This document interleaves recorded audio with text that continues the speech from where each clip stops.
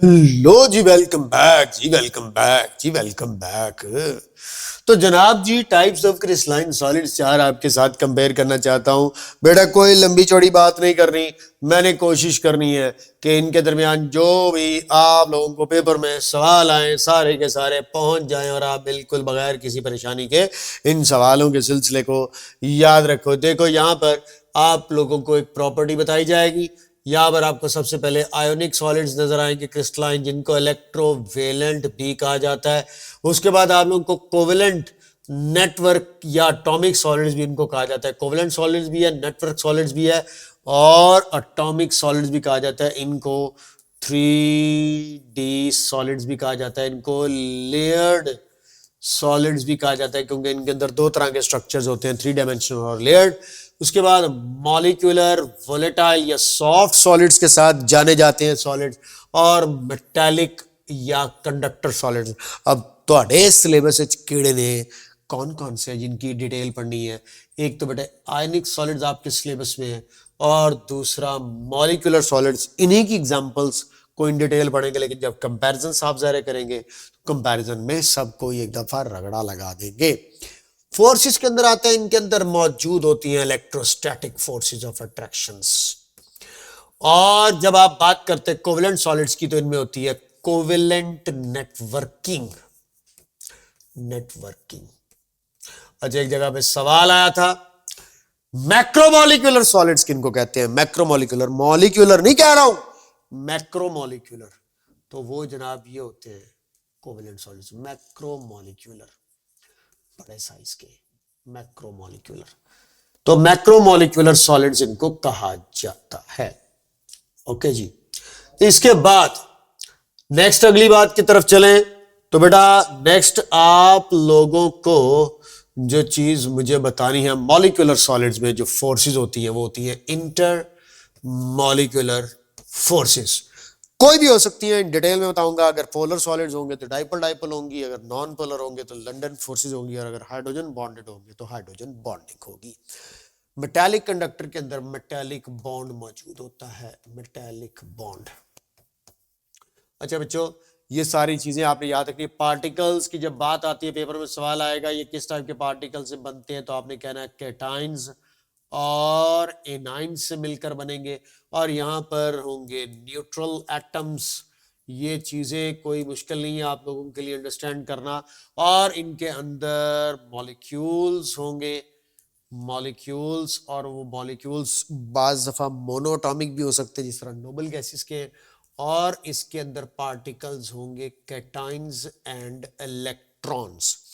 Melting and boiling point की बात करें तो आयनिक के बारे में कहा जाता है कि they are having high melting and boiling points. और मजे की बात हूं, कोवेलेंट के बारे में याद रख लीजिएगा, ये हाईएस्ट के टैग के अंदर आते हैं, यानी कि जितने डायमंड और ग्रेफाइट के मेल्टिंग पॉइंट्स हैं उतने दुनिया में किसी और के नहीं है। और इनके बारे में कहा जाता है कि ये लोएस्ट मेल्टिंग, इसीलिए उनको वोलेटाइल बोला गया, लो मेल्टिंग पॉइंट वाले।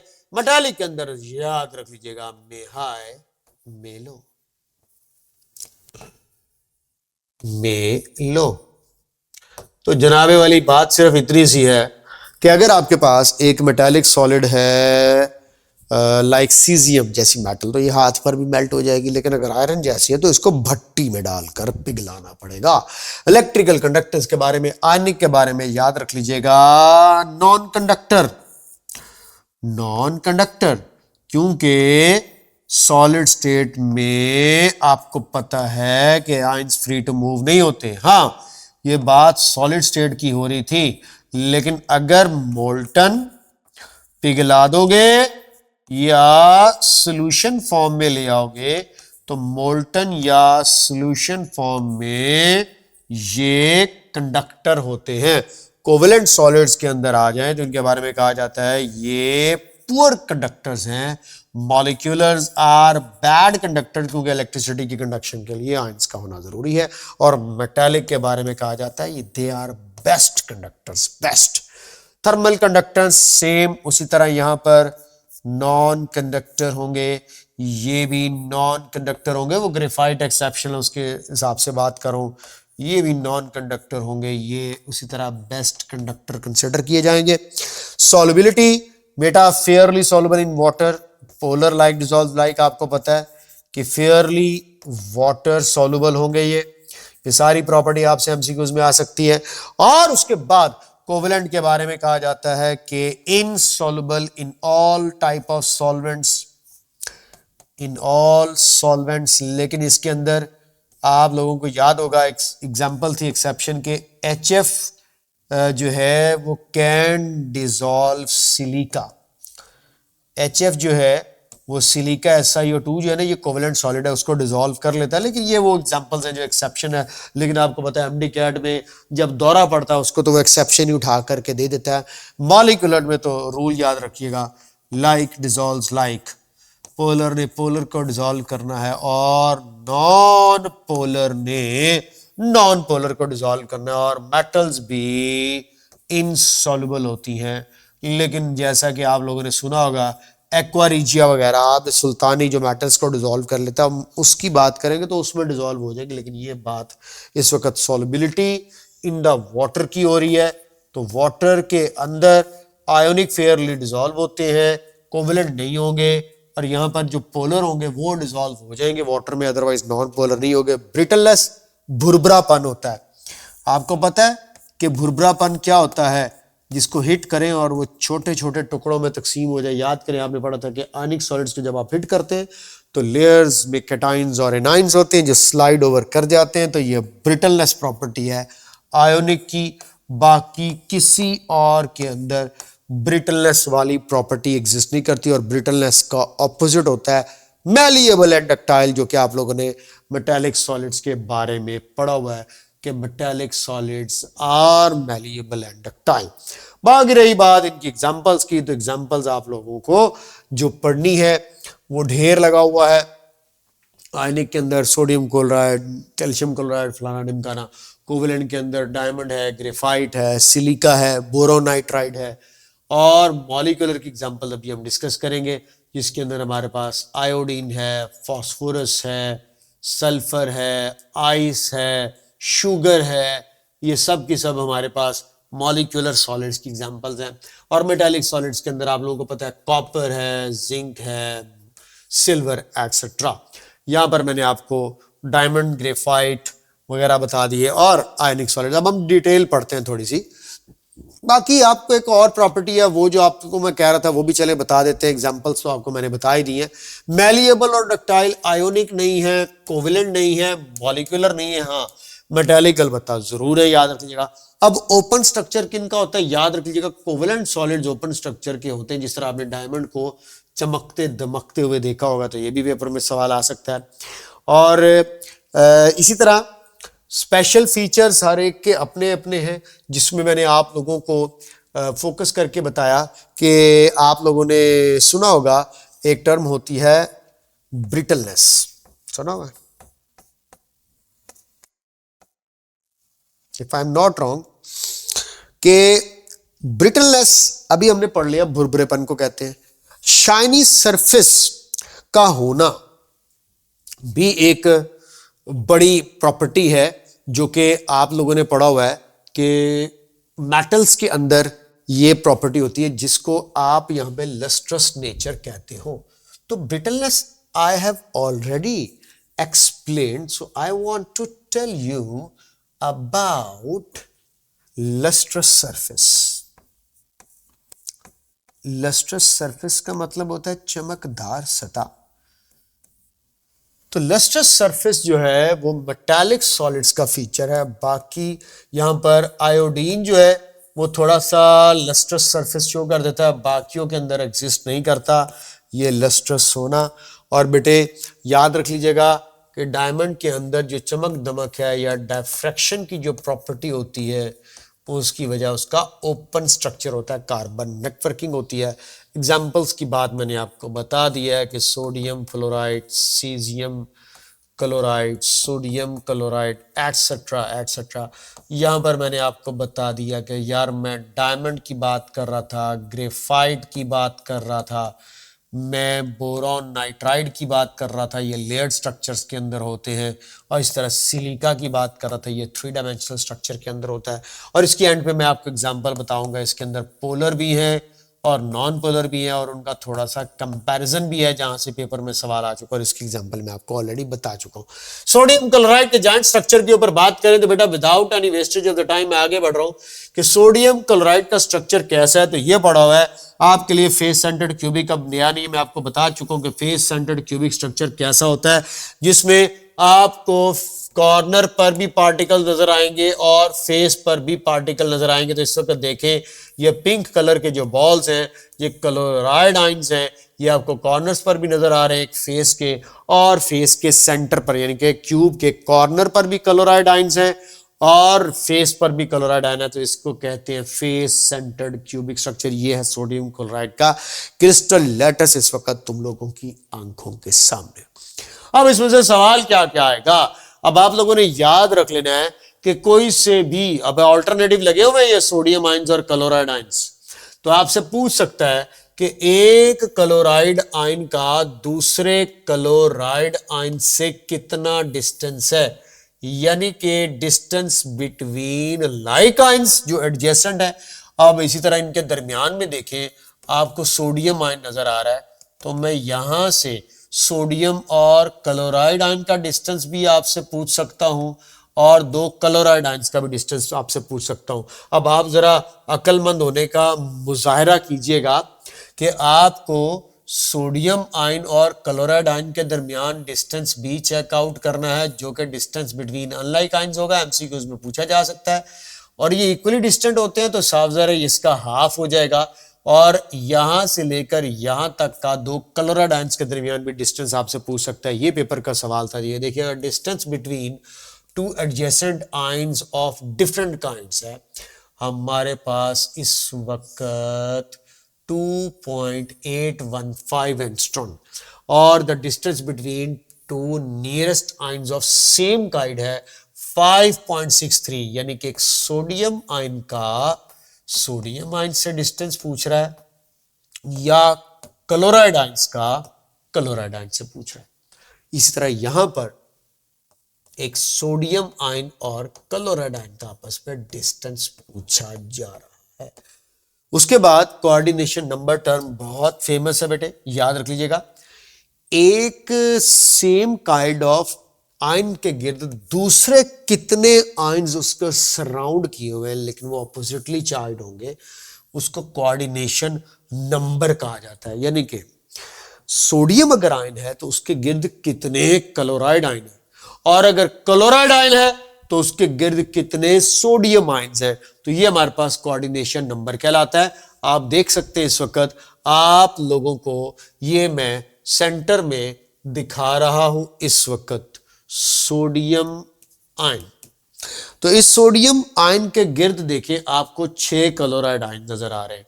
तो कोऑर्डिनेशन नंबर ऑफ अगर आपसे पूछे सोडियम आयंस क्या है तो आप कहेंगे 6 है, क्योंकि इसको 6 क्लोराइड आयंस ने सराउंड किया हुआ है। मीनवाइल एक क्लोराइड आयन के गिर्द देखें तो आपको सोडियम आयन भी 6 नजर आ रहे होंगे।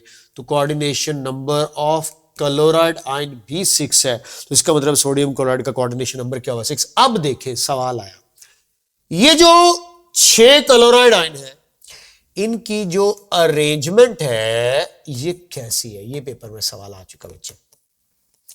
अब याद रखने वाली बात है कि ये क्लोराइड आयंस आर अरेंज, ये sodium ions are arrange around a chloride ion, तो ये होती है ऑक्टाहेड्रल अरेंजमेंट। ऑक्टाहेड्रल अरेंजमेंट होती है ये। और याद रख लीजिएगा इस ऑक्टाहेड्रल अरेंजमेंट में जो थीटा होता है जिसको हम लोग बॉन्ड एंगल कह सकते हैं वो 90 डिग्री का, सारे के सारे एंगल इसके अंदर जो है वो 90 डिग्री के होते हैं। ये एक octahedral arrangement of chloride ions या सोडियम आयंस होगी around the other oppositely charge ion, जिसको हम लोग कोऑर्डिनेशन नंबर बोला हुआ है। ओके जी, ये मैंने आपको बता दिया था कि सिंपल क्यूबिक, फेस सेंटर्ड और बॉडी सेंटर्ड, इसमें 2-3 एमसीक्यूज हैं वो याद रख लीजिएगा। याद रख लें कि सिंपल क्यूबिक के अंदर जो क्लोज पैकिंग होने पर परसेंटेज ऑफ एटम्स यानी कि क्यूब के अंदर पर यूनिट एरिया परसेंटेज जो कवर कर रहे हैं पार्टिकल्स वो 52% है। अब बॉडी सेंटर्ड क्यूबिक के अंदर ये 68% हो जाती है, ये सेंटर ऑफ द बॉडी में आने की वजह से। और सबसे ज्यादा याद रखिएगा फेस सेंटर्ड क्यूबिक स्ट्रक्चर के अंदर परसेंटेज कवर्ड होती है, इसीलिए मोस्ट स्टेबल जो लैटिस होता है वो फेस सेंटर्ड होता है।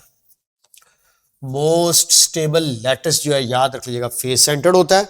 और पर यूनिट सेल कितने कितने पार्टिकल्स या एटम्स मौजूद होंगे वो भी आप लोगों ने याद रख लेना है कि अगर सिंपल क्यूबिक हो तो उसमें एक एटम पर यूनिट सेल होगा। ये हम कैलकुलेट करना भी सिखाते होते हैं, बल्कि आप लोगों ने सीखा होगा अपनी एफएससी की बुक में।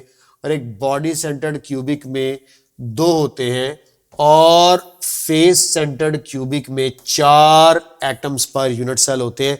अब इसको कैलकुलेट करने का तरीका बड़ा आसान होता है कि आप हर कॉर्नर या फेस पर मौजूद शेड पार्ट को टोटल कॉर्नर्स और फेसेस से मल्टीप्लाई कर सकते हो। क्योंकि याद रखो, मैं बच्चों को बताता होता हूं, कोई भी पार्टिकल अगर कॉर्नर पर लगा होगा तो वो 1/8 पार्ट कंट्रीब्यूट करता है, क्योंकि एक लैटिस के अंदर कॉर्नर 8 क्यूब्स शेयर करते हैं। और सेंटर में जो लगा हुआ है वो पूरे का पूरा ही काउंट होना है, क्योंकि वो उसी क्यूबिक स्ट्रक्चर का पार्ट होता है। और बच्चे को मैं बताता होता हूँ जो फेस सेंटर्ड होता है वो 1/2 कंट्रीब्यूशन करता है। ये मैंने काफी डिटेल के साथ एफएससी में बच्चों को पढ़ाया हुआ है, लेकिन क्योंकि आप लोग एमटी कैट पढ़ रहे हो तो इस वक्त यहाँ पर उसकी कैलकुलेशन की तरफ मैं नहीं जाऊंगा, क्योंकि वो 2, 4, 5 मिनट जो लगते हैं वो आप लोगों के मैं सिर्फ बचाना चाह रहा हूँ। अलबत्ता उसको मैंने ये कैलकुलेट करने के फॉर्मूले को अलबत्ता ज़रूर शेयर किया हुआ, और मैं ऐसा नहीं करता बच्चों को कोई चीज़ बताऊं और उसकी थोड़ी डिटेल की तरफ ना लेके जाऊं। तो ये देखो, formula units of sodium chloride calculate करने हो पर यूनिट सेल, तो आप लोग देखोगे क्या कि unit cell that shares 1 chloride ions at 1 corner. तो बेटा अब आप लोगों ने याद रख लेने हैं कि टोटल कॉर्नर की तादाद होती है 8, और कॉर्नर जो है वो शेयर होता है टोटल 8 क्यूब्स के साथ। तो एक unit cell get a share of 1 chloride ion at each corner. अब कॉर्नर पर जो क्लोराइड आयन लगा हुआ है वो एक यूनिट सेल के हिस्से में कितना पार्ट देगा, जितना वो सब में डिवाइड होकर के इक्वल आएगा। अब आप खुद सोचो, एक corner is shared by total 8 cubes, और कॉर्नर पर अगर कोई क्लोराइड आयन लगा हुआ तो उसको टोटल 8 क्यूब्स के साथ शेयर होना है। तो पुत्र एक चीज ਨੂੰ ਜਦੋਂ 8 लोगों से डिवाइड करोगे तो एक दे हिस्से च कितना आएगा, 1/8 आएगा। अब आप देखें कि आपके पास 1/8 पार्ट आ रहा है, और 1/8 को टोटल एक क्यूब के जो कॉर्नर्स अगर आप काउंट करें 1, 2, 3, 4, 5, 6, 7, 8, तो टोटल 8 कॉर्नर है, और हर एक से 1/8 शेड पार्ट आ रहा है। तो कॉर्नर से टोटल कंट्रीब्यूशन जो तुम्हें आएगा वो कितना आएगा, 1।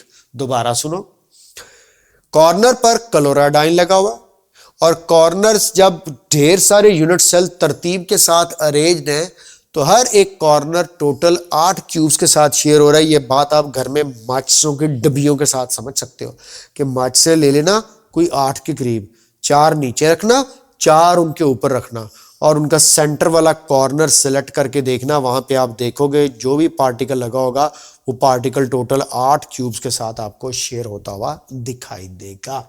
इसी तरह फेस पर भी आप कैलकुलेट करते हैं, तो बेटा याद रख ले 1 क्लोराइड आयन जो फेस पर लगा हुआ है वो 1/2 पार्ट दे रहा है, जैसा कि मैंने आपको बताया।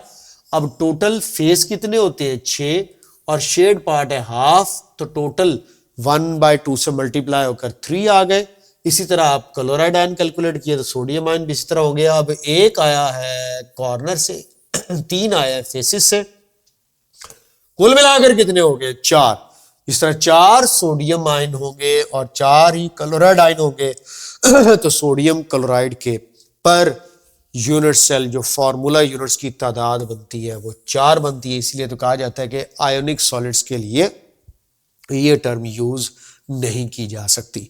एक छोटा सा सिलेबस के अंदर और टॉपिक है कि वो फैक्टर्स बताओ जो कि आयनिक क्रिस्टल की शेप को इफेक्ट करते हैं। तो तीन तरह के फैक्टर्स हैं। एक तो बेटा रेडियस रेशो है, दूसरा इलेक्ट्रोस्टैटिक अट्रैक्शन है, और तीसरा उनकी पुअर कंडक्टिविटी, जो मैं आपको बता चुका हूं कि फिक्स्ड आयंस होते हैं, इमोबाइल होते हैं, इमोबाइल आयंस होते हैं, जिसकी वजह से वो एक रिजिड शेप के अंदर रहते हैं। रिजिड, तो कोई आपसे कहे रिजिड सॉलिड्स कौन से हैं, तो रिजिडिटी सॉलिड्स में आयनिक सॉलिड्स के अंदर देखी गई है, जबकि मॉलिक्यूलर जो है वो सॉफ्ट होते हैं। अब देखो रेडियस रेशो क्या होती है, समझ लेना। रेडियस रेशो होती है, कैपिटल आर से शो करते हैं, ये कैटायन के साइज की एनायन के साइज के साथ रेशियो को कहते हैं। तो cationic size over anionic size, यानी कि फॉर एग्जांपल बच्चों से मैं कहता हूं सोडियम क्लोराइड का आप निकालना चाहते हैं, तो ऊपर सोडियम आयन का आप साइज रखो और नीचे क्लोराइड आयन का साइज रखो। फॉर एग्जांपल सोडियम आयन का 95 पिकोमीटर साइज है और नीचे क्लोराइड आयन का 181 पिकोमीटर साइज है। इन दोनों को डिवाइड करके आप जो आंसर निकालोगे वो आंसर कहलाएगा रेडियस रेशो, और इस रेडियस रेशो की जो रेंज होती है उसके साथ रिलेट हो जाता है कोऑर्डिनेशन नंबर, और कोऑर्डिनेशन नंबर के साथ रिलेट हो जाती है क्रिस्टल स्ट्रक्चर। कोई मुश्किल काम नहीं है, आप लोगों ने इस बात को अच्छे तरीके से ज़हन में रख लेना है कि आपको रेडियस रेशो निकालनी आनी चाहिए कि क्लोराइड आयन, अब यहीं पर आप सोडियम आयन के साथ नीचे क्लोराइड आयन में कोई और आयन ले लो, फ्लोराइड आयन ले लो, तो उसकी रेडियस रेशो चेंज हो जाएगी। आप ऊपर सोडियम आयन की बजाय सीजियम आयन रखो, नीचे क्लोराइड आयन रखो। अब सीजियम आयन और क्लोराइड आयन की रेडियस रेशो का आंसर जो होगा वो चेंज हो जाएगा। इसका जो भी आंसर आएगा उस रेंज के मुताबिक एक स्पेसिफिक कोऑर्डिनेशन नंबर देखने को मिलेगा और उसके मुताबिक एक क्रिस्टल स्ट्रक्चर देखने को मिलेगा। यह बात आपको समझनी चाहिए। और इलेक्ट्रोस्टैटिक फोर्स ऑफ अट्रैक्शन आपको पता है कि स्ट्रेंथ इनकी इफेक्ट कर देती है आयंस की अरेंजमेंट को, क्योंकि आपको पता है ना कि अगर ज्यादा चार्ज डेंसिटी का कैटायन है, जिस तरह मैंने लेटेस्ट एनर्जी में बताया, ज्यादा चार्ज डेंसिटी का जो कैटायन होता है वो एनायंस को अपने साथ जब अरेंज करवाएगा तो उसकी arrangement electrostatic force of attraction से बदलेगी। तो इलेक्ट्रोस्टैटिक फोर्स ऑफ अट्रैक्शन की स्ट्रेंथ जब अरेंजमेंट चेंज करेगी तो साफ जाहिर है शेप चेंज हो जाएगी। इसी तरह रेडियस रेशो चेंज होकर के शेप को चेंज करेगा, और उनकी इलेक्ट्रिकल कंडक्टिविटी सॉलिड स्टेट में रिजिड स्ट्रक्चर होने की वजह से भी शेप के ऊपर इफेक्ट करती है। तो ये देखें आपके सामने एक छोटा सा टेबल है कि अगर रेडियस रेशो 0.15 से कम है तो कोऑर्डिनेशन नंबर 2 देखने को मिलेगा, लीनियर स्ट्रक्चर देखने को मिलेगा। एग्जांपल में कैल्शियम फ्लोराइड है, अगर ये रेडियस रेशो 0.155 से 0.225 आ रही है, 0.225 से 0.414, 0.414 से 0.7 और 0.7 से 1 और 1 एग्जैक्ट आ रही है, तो देखिए कोऑर्डिनेशन नंबर 2, 3, 4, 6, 8 और 12, और मैक्सिमम 12 तक कोऑर्डिनेशन नंबर जाता है। और इसमें linear, trigonal, planar, tetrahedral, octahedral, cubic और क्लोज पैकिंग सीसीपी और एससीपी देखने को मिलती है। एग्जांपल में देखें boron oxide, zinc sulphide, cuprous chloride, sodium chloride, magnesium oxide, caesium chloride और अमोनियम क्लोराइड और मेटल्स। तो आपसे पूछे मैक्सिमम कोऑर्डिनेशन नंबर किनका होता है, मेटल्स का होता है 1, और रेडियस रेशो उनकी 1 होती है, कोऑर्डिनेशन नंबर 12 होता है। और ये मेटल ज्यादातर क्यूबिक क्लोज पैकिंग और हेक्सागोनल क्लोज पैकिंग की फॉर्म में एग्जिस्ट करती है। एक इंपॉर्टेंट चीज थी रेडियस रेशो, जिसने क्रिस्टलाइन सॉलिड को इफेक्ट करना था। पेपर में सवाल क्या आ सकता है, ज्यादा आपसे ये कह सकता है कोऑर्डिनेशन नंबर 4 के साथ कौन कौन सी एग्जांपल्स हो सकती है और उनका कौन कौन सा क्रिस्टल स्ट्रक्चर हो सकता है। जिस तरह आप लोग देखें कि सोडियम क्लोराइड का कोऑर्डिनेशन नंबर 6 है, लेकिन सीजियम क्लोराइड का 8 है, क्योंकि दोनों की रेडियस रेशो का फर्क होगा। इसमें आप सोडियम आयन और क्लोराइड आयन को जब डिवाइड करोगे तो वो आंसर सीजियम आयन और क्लोराइड आयन का नहीं होगा। This was the story which I was telling you people. तो ये टेबल है, इसको मेमोरी का पार्ट बना लेना कि कोऑर्डिनेशन नंबर 2 से लेकर कोऑर्डिनेशन नंबर 12 तक आपको कौन कौन से टाइप की क्रिस्टल स्ट्रक्चर देखने को मिल सकती है। क्विक सा रिव्यू है, इसको अच्छे से ज़हन में रख लीजिएगा। और मैं चलता हूं अब सोडियम क्लोराइड के बाद आयोडीन के स्ट्रक्चर की तरफ। तो आयोडीन आपको पता है कि मॉलिक्यूलर फॉर्म में एग्जिस्ट करता है और ये भी फेस सेंटर्ड क्यूबिक स्ट्रक्चर ही शो करता है। और इसमें एक आई बॉन्ड लेंथ का सवाल आया हुआ पेपर में, वो भी बताता चला जाऊं। गौर कर लीजिएगा, जब ये हमारे पास सॉलिड स्टेट में होता है तो ये 271.5 पिकोमीटर होती है, और जैसे ये गैसियस स्टेट में चला जाता है तो 266.6 पिकोमीटर हो जाती है। क्यों जी? इस बॉन्ड लेंथ के कम होने की क्या वजह है? इस बॉन्ड लेंथ के कम या ज्यादा होने की वजह इलेक्ट्रोस्टैटिक फोर्स ऑफ अट्रैक्शन है। आओ जरा समझाता हूं।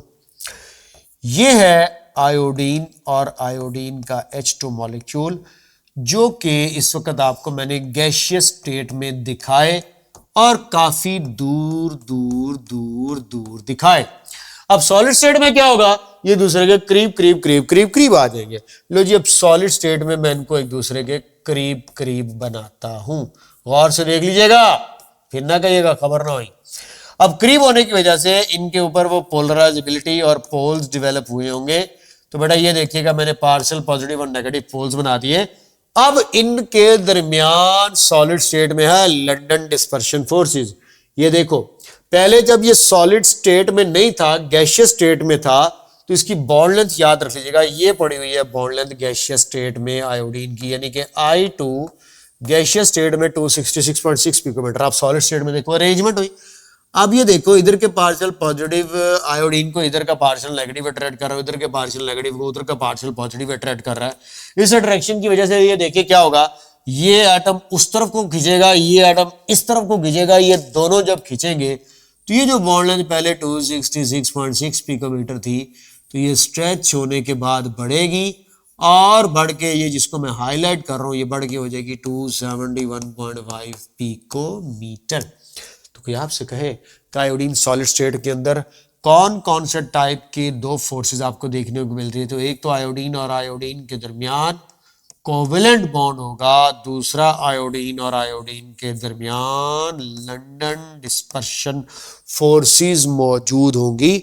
तो iodine poor conductor of electricity है, क्योंकि उसके लेटेस्ट पॉइंट्स में आयोडीन के मॉलिक्यूल जो ऑक्युपाइड होंगे वो फ्री टू मूव नहीं होंगे। और ये स्ट्रक्चर नहीं भूलिएगा, फेस सेंटर्ड क्यूबिक स्ट्रक्चर है। जिस तरह आप लोग ये देख सकते हो, कॉर्नर्स पर भी मौजूद होंगे आयोडीन के मॉलिक्यूल्स और उसके फेसेस पर भी मौजूद होंगे। अब ये देख लो, मैं आपको बता रहा था कि वीक इंटरमॉलिक्यूलर फोर्सेस भी होंगी और ये इनके अंदर जो है वो स्ट्रॉन्ग जो है वो कोवेलेंट बॉन्ड भी मौजूद होगा।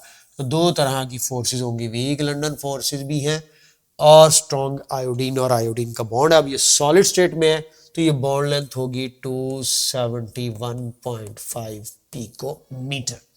ओके, अब मैं आगे आपको इसी तरह से हाइड्रोजन बॉन्डेड आइस के बारे में बताता हूं। हाइड्रोजन बॉन्डिंग के ऊपर तो काफी डिटेल में लेक्चर हो चुका है, तो याद रख लीजिएगा, आपको ये बात पहले बता चुकी है, पता नहीं कितनी दफा बता चुका हूं कि वाटर मॉलिक्यूल्स ने जब हाइड्रोजन बॉन्डिंग शो करनी तो एक टेट्राहेड्रल अरेंजमेंट शो कर लेनी है और लोन पेयर ऑफ इलेक्ट्रॉन्स के साथ दो हाइड्रोजन बॉन्ड बन रहे होंगे ऑक्सीजन एटम्स के, और ऑक्सीजन के टोटल 4 हाइड्रोजन एटम होते हैं, लेकिन उनमें से 2 बाय हाइड्रोजन बॉन्ड और 2 बाय कोवेलेंट बॉन्ड जुड़े होंगे। गौर से देख लीजिएगा स्ट्रक्चर, अगर मैं आपको दिखा पाऊं तो ये देखिएगा, ये सेंटर में ऑक्सीजन एटम, ये हाइड्रोजन एटम आप लोगों को इस वक्त दिख रहा होगा। एक इधर हाइड्रोजन एटम मैं बना रहा हूं और एक इधर हाइड्रोजन एटम बना रहा हूं, तो ये तो कोवेलेंट बॉन्ड के थ्रू जुड़े हुए हैं। और ये है वो लोन पेयर्स, जिन लोन पेयर्स ने आगे 2 फर्दर पार्शियल पॉजिटिव हाइड्रोजन के साथ हाइड्रोजन बॉन्ड बनाना है। तो कोई आपसे पूछे सवाल में how many hydrogen surrounding N oxygen atom in the structure of ice, तो आपका आंसर होगा 4 हाइड्रोजन एटम से सराउंड होगा, जिसमें से 2 हाइड्रोजन एटम कोवेलेंट बॉन्ड के थ्रू होंगे और बाकी 2 हाइड्रोजन बॉन्ड के थ्रू होंगे। तो ये है tetrahedral arrangement of hydrogen atoms और लोन पेयर्स की एक वाटर मॉलिक्यूल के अंदर, क्योंकि ये लोन पेयर ही बेसिकली हाइड्रोजन बॉन्डिंग बनाते हैं, जो मैं अभी आपको पिक्चर दिखाता भी हूं। तो बेटा सबसे पहले तो आप लोग ये याद रख लें कि वाटर मॉलिक्यूल्स की अपनी अरेंजमेंट भी टेट्राहेड्रल है और उसके गिर्द हाइड्रोजन और ऑक्सीजन एटम्स है। हाइड्रोजन एटम्स और लोन पेयर्स की अरेंजमेंट भी टेट्राहेड्रल है, और ये जो टेट्राहेड्रल अरेंजमेंट है ये एक्सटेंड होती है थ्रू आउट द स्ट्रक्चर और एक ऐसी ज्योमेट्रिकल पैटर्न बनाती है, जिस ज्योमेट्रिकल पैटर्न में याद करो मैंने आपको बताया था कि हेक्सागोनल स्पेसिस जनरेट हो जाती हैं, और हेक्सागोनल स्पेसिस की वजह से कितने परसेंट तक वॉल्यूम इंक्रीज हुआ था? 9%। कितने परसेंट तक डेंसिटी डिक्रीज हुई थी? 9%। याद है ना, डेंसिटी की वेरिएशन हाइड्रोजन बॉन्डिंग वाले लेक्चर में मैं बता चुका हूं। तो बेटा ये सारी वो चीज है जो आपको बताया। अब ये देखो, स्ट्रक्चर ऑफ द आइस में 9% मोर स्पेसिस ऑक्युपाइड हो जाएंगी as compared to the liquid water, जिसकी वजह से डेंसिटी 9% जो है वो वाटर की निस्बत इसकी कम होगी, as a result of which ice floats on the surface of the water.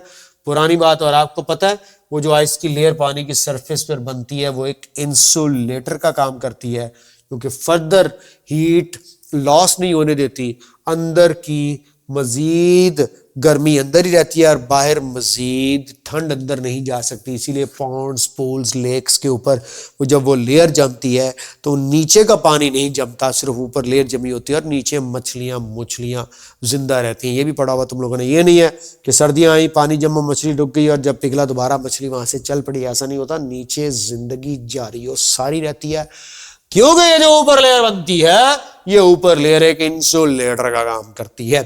ये मैंने अरेंजमेंट आपको बता दी। ये रही वाटर मॉलिक्यूल्स की टेट्राहेड्रल अरेंजमेंट। अब आप देख ले खुद, ये रहा ऑक्सीजन और इसके गिर्द ये दो हाइड्रोजन एटम्स। अब अगले हाइड्रोजन एटम्स कहाँ हैं? ये देखेंगे, ये हाइड्रोजन बॉन्डिंग के थ्रू आप लोगों को मैं दिखा रहा हूं। देख ले, ये टेट्राहेड्रल अरेंजमेंट हम लोग पहले भी पढ़ चुके हैं, ये कोई नई नहीं है, आपको ऑलरेडी बता चुका हूं।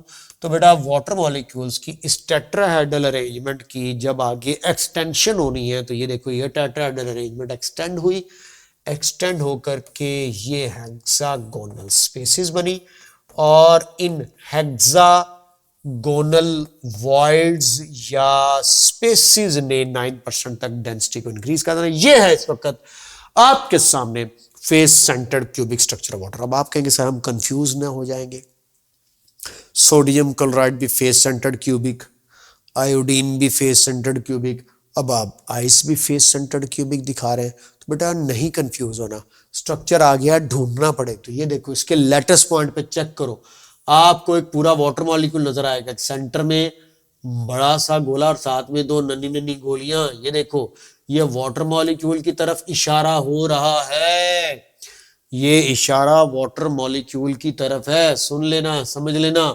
ये देखो, ये वाटर मॉलिक्यूल है, लेकिन अगर यहां पर आपको इस तरह से दो एक जैसे साइज के मॉलिक्यूल्स बना करके अटैच करके दे दूं, तो अकलमंद होने का सबूत देना, अकल के दुश्मन मत बनना।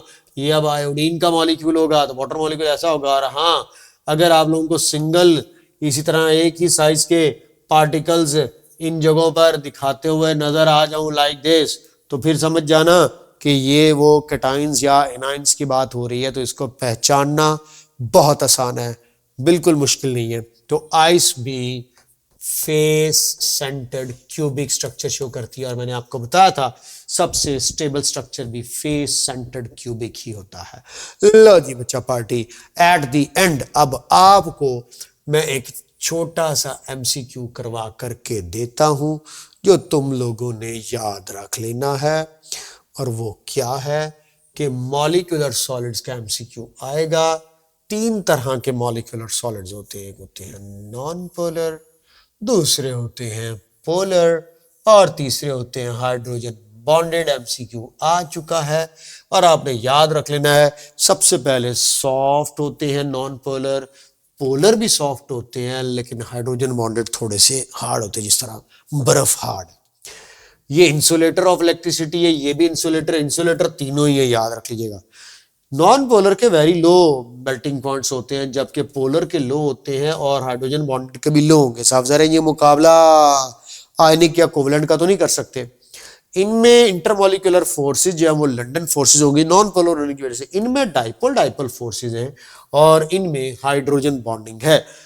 पेपर में सवाल आएगा एग्जांपल्स का, ये देखें CCl4 non polar, carbon dioxide non polar, यानी कि कोई आपसे पूछे कि ड्राई आइस जो है वो किस टाइप का मॉलिक्यूलर सॉलिड है, तो आपने कहना नॉन पोलर मॉलिक्यूलर सॉलिड। इस तरह देखिए sulphur acid and phosphorus P4 ये सब नॉन पोलर है, इनके अंदर पोल्स नहीं होंगे। जबकि तुमसे पूछे आइस और HF को अगर सॉलिडिफाई हुए हो तो ये hydrogen bonded polar.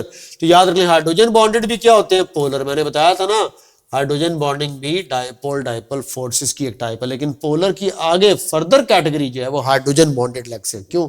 In polar में डाइपोल डाइपोल फोर्स है। देखो HCl, सल्फर डाइऑक्साइड, सुक्रोज। तो सुक्रोज जो चीनी है ये भी हमारे पास एक पोलर मॉलिक्यूलर सॉलिड के अंदर इंक्लूड होता है, इस तरह आइस और HF।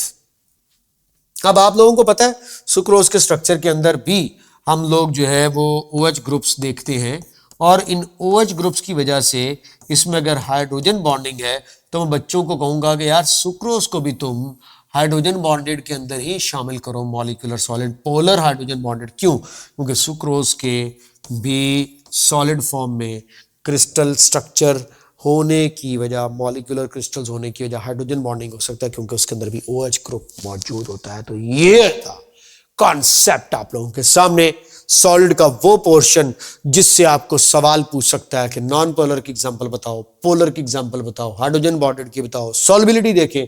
अब नॉन पोलर तो नहीं डिसॉल्व होने वाला पानी के अंदर, अलबत्ता पोलर जरूर डिसॉल्व होंगे, हाइड्रोजन बॉन्डेड भी डिसॉल्व होंगे। तो बेटा ये थी सारी की सारी स्टोरी। इस स्टोरी को मद्देनजर रखते हुए जो कि स्टार्ट हुई थी क्रिस्टल लैटिस से और ऑनवर्ड आगे चलती चली गई, इस उम्मीद के साथ कि तुम्हें मेरा ये सॉलिड का लेक्चर भी समझ आया होगा, पता चला होगा और बहुत सी चीजें सीखने को मिली होंगी। इसकी प्रैक्टिस भी करें MCQs की, और बुक मंगवाना मत भूलें, अपना ढेर सारा ख्याल रखना भी मत भूलें। मेरी तरफ से ढेर सारी बेस्ट विशेष और शुभकामनाएं आपके लिए। अपना ख्याल रखें। Thank you so much. खुदा हाफिज।